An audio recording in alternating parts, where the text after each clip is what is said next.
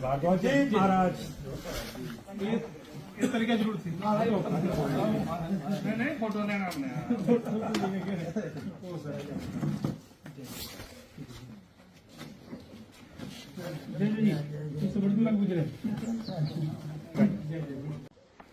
नमस्कार। परम आदरणीय यशस्वी प्रदेश के किसान सभा के उपाध्यक्ष और भड़ूवार से जिला परिषद सदस्य श्री कुशाल भारद्वाज जी, हमारे बीच में वयोवृद्ध पूर्व में रहे प्रधान श्री कृष्णचंद जी, सभी सम्मानित प्रबुद्धजन, माताएं, बहनों और भाइयों, आप सभी का थाना प्लान प्रोजेक्ट के इस महा सम्मेलन में थाना क्षेत्र में आप सभी का हृदय की गहराइयों से हार्दिक हार्दिक अभिनंदन एवं स्वागत करता हूं। हमारे लिए बड़े हर्ष का विषय है कि आज हमारे बीच हमारे मुख्य अतिथि श्री कुशाल भारद्वाज जी जो यहाँ हमारे बीच में हैं, हम सभी के लिए बड़े गर्व के पल हैं कि इन्होंने जो है इतना कीमती समय निकाल करके, आज इनके बहुत सारे प्रोग्राम्स हैं, उसके बीच में भी इन्होंने हमें समय दिया। हम इनका जो है तहे दिल से शुक्रगुजार हैं, इनका बहुत बहुत धन्यवाद करते हैं।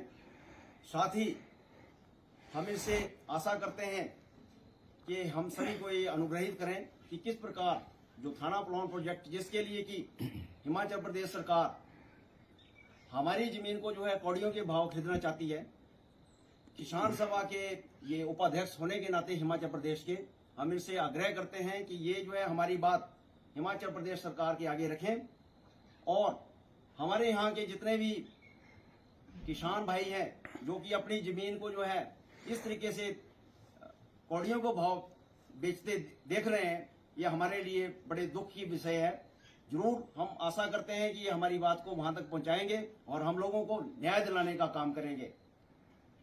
साथ ही आने वाले समय में, आज तो कुछ समय के अभाव के कारण, कुछ लोगों की अपनी परिस्थितियों के कारण यहाँ पर कम से कम लोग इकट्ठा हुए हैं, लेकिन जितने भी लोग जो कि लैंड लूजर हैं, अपनी जमीन यहाँ पर अधिग्रहण करा रहे हैं, उन सभी से आग्रह रहेगा कि आने वाली सभाओं में जो है कुशाल भारद्वाज जी का ज्यादा से ज्यादा यहाँ पर इनकी सभा में आने का काम करें, ताकि ज्यादा से ज्यादा संख्या में जो लोग हैं, उस जितने भी प्रभावित हैं, उन सब लाभान्वित हो सकें और हम सब की जो मांगे हैं उनको ये सरकार के आगे रखें और हमारी जो समस्याएं उनके साथ, उनको भी सरकार के साथ रूबरू कराएं। और इन्हीं शब्दों के साथ मैं अपनी वाणी को विराम देता हूं और श्री भारद्वाज जी को मैं अभी आमंत्रित करता हूं कि ये अपनी बात यहां आप सभी के बीच रखें। आदरणीय श्री भारद्वाज जी। जो आज की मीटिंग है वो तो आप सबको पता है, उस डिटेल में मैं नहीं जाऊंगा। इन्होंने एक भूमिका बांध दिया थी, और हकीकत यह है कि बिना लड़े अगर आप ये सोचेंगे कि हमारी जमीन का उचित मुआवजा मिल जाएगा, ऐसा होने वाला नहीं है। बिना लड़े, बिना एकता के, बिना संघर्ष के अगर आप ये सोचें कि हमारे बच्चों को या हमारे घर में जो बेरोजगार है उनको यहाँ नौकरी कोई देगा, तो नहीं हो पाएगी। क्योंकि मेरा जो अनुभव है अपना, हिमाचल में बहुत सारे प्रोजेक्ट लगे। हम लोग जब पढ़ते थे विश्वविद्यालय में शिमला में, नाथपा घाटी में क्या हुआ कि जब वहां पे बाहर की कंपनी आई, एक थी क्या बोलते कनाडा की, एक थी इटली की, ज्वाइंट वेंचर, वो एक उसमें बना प्रोजेक्ट है। तो डीसी से लेकर के जो बड़े बड़े अफसर थे, पुलिस अफसर, वो लोगों के पास, एक साल के पास 10,000 रुपये प्रति बीघा मुआवजा दिया गया। ये भी ले लो, नहीं तो भी नहीं मिलेगा। और ये ऐसे हालात थे कि भी सरकार भी कंपनी के साथ खड़ी होती है, बड़े बड़े जो राजनेता है वो कंपनी के साथ खड़े होते हैं, बड़े बड़े ठेकेदार साहूकार कंपनी के साथ खड़े होते हैं, क्योंकि उन्होंने अपना काम साधना पीछे दरवाजे से कुछ मिल जाए। उनको नहीं देना कि किसान का दर्द क्या है, उसकी जिंदगी भर की जमा पूंजी, उसके पुरखों की जमीन जा रही है, तो उसको क्या दर्द होता है अगर उसको मुआवजा मिलेगा उचित। तो वहां पर ठग करके और डरा धमका करके जो है लोगों ने 10,000 रुपये मुआवजा पकड़ लिया। बाद में जब वहां पर मजदूर लगे काम पर, तो उनका भी शोषण होता था। जो वहां पर यूनियन बनी थी, वो कंपनी से पैसा खाना, किसी ने जो है कंपनी से, हजारों मजदूर थे, गाड़ियां ले लेनी 2-4 लीडरों ने, तो उनका चला हुआ था धंधा ठीक ठाक। तो जब मजदूरों को भी कुछ नहीं मिल रहा था, छुट्टियां नहीं मिलती थी, मेडिकल फैसिलिटी नहीं थी, एम्बुलेंस की फैसिलिटी नहीं थी, रिहाइश की फैसिलिटी नहीं थी। तो तब उन्होंने जो है फिर हमारे को याद किया, तो हम लोगों ने वहां पे उनका भी संगठन बनाया, लड़ाई लड़ी, फिर किसान भी आए नजदीक, किसानों को इकट्ठा किया। तो मजदूरों को लाजपत झांकरी प्रोजेक्ट के जो मजदूर है, जब वो 8 साल बाद 10 साल बाद रिट्रेंच हुए, छटनी हुई उनकी, तो आज भी उनको जो है कंपनी की तरफ से पेंशन है। ये है उस आंदोलन का फायदा। और जिस मजदूर को मिनिमम वेज यानी कि जो न्यूनतम दिहाड़ी होती है वो भी मिलती थी, उसको सारी सुविधाएं मिली, उसकी ग्रेच्युटी का भी प्रबंध हुआ, उसका जो है रिट्रेंचमेंट बेनिफिट भी बाद में सारा मिला, उसके साथ साथ उसका ईपीएफ भी उसका कटा।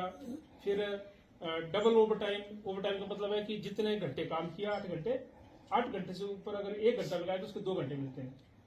संडे को अगर आप ड्यूटी में आएंगे तो उसके 4 दिन बनते हैं, क्योंकि एक तो संडे की छुट्टी है, तो एक दिन वो हो गया, छुट्टी वाले दिन काम किया तो डबल हो गया। फिर अगर 4 घंटे और काम किया आपने, जैसे 12 घंटे होता है प्रोजेक्टों में, तो उसका भी डबल हो गया, तो 4 दिन बढ़ जाते हैं एक दिन के।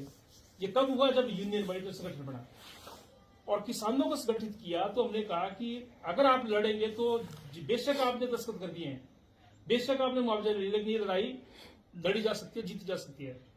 तो एक तरफ जो है कंपनी का काम बंद किया, उनके वहां आंदोलन किया लगातार, मजदूर किसान की एकता रही, और दूसरी तरफ जो है हम कोर्ट में भी गए और 6 करोड़ से ज्यादा का मुआवजा, उस वक्त की बात है ये 90 के दशक की, वो और मिला उन किसानों को जिन्होंने पहले ले लिया था मुआवजा, उसके बाद उनको मिला।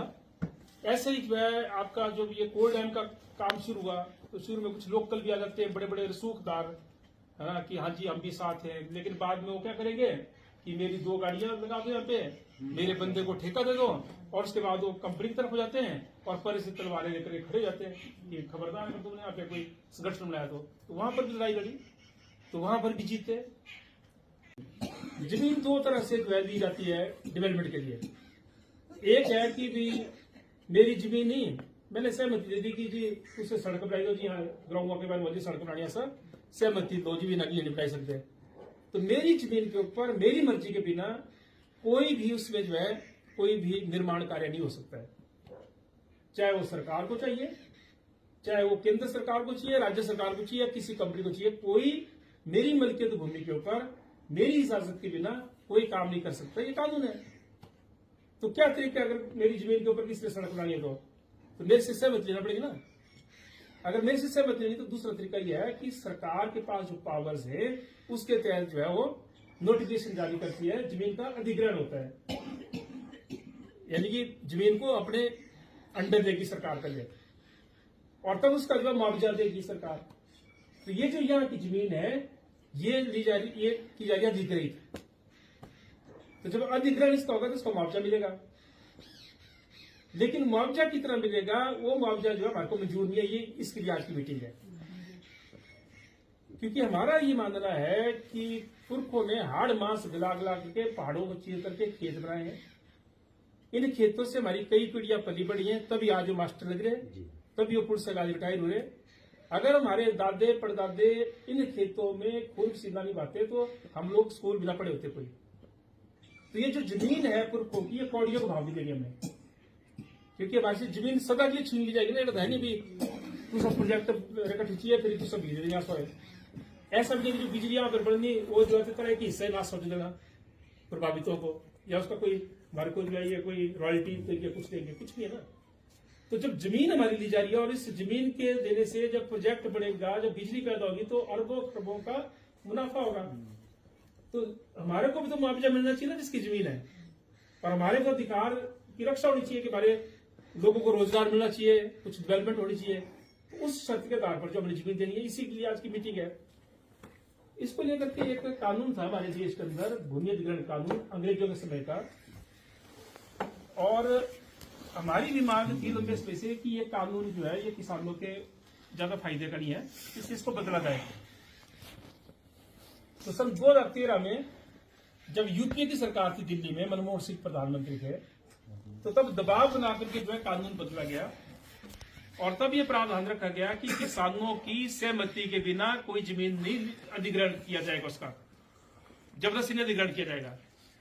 कि जहां पर कोई प्रोजेक्ट बनना है, जहां पर कोई इंडस्ट्री लगनी है, अगर वहां पर जो किसान प्रभावित है उनको उनके साथ बैठ करके अगर वो सहमति देते हैं, एक बड़ा हिस्सा उनका, वैसे सर्वसम्मति बनानी है, पर सर्वसम्मति नहीं मिलेगी तो अगर मेजोरिटी वो बोलते कि हाँ जी इस प्रोजेक्ट के लिए आप हमारी जमीन ले सकते हैं, तब उसका विग्रहण होगा, नहीं तो नहीं होगा।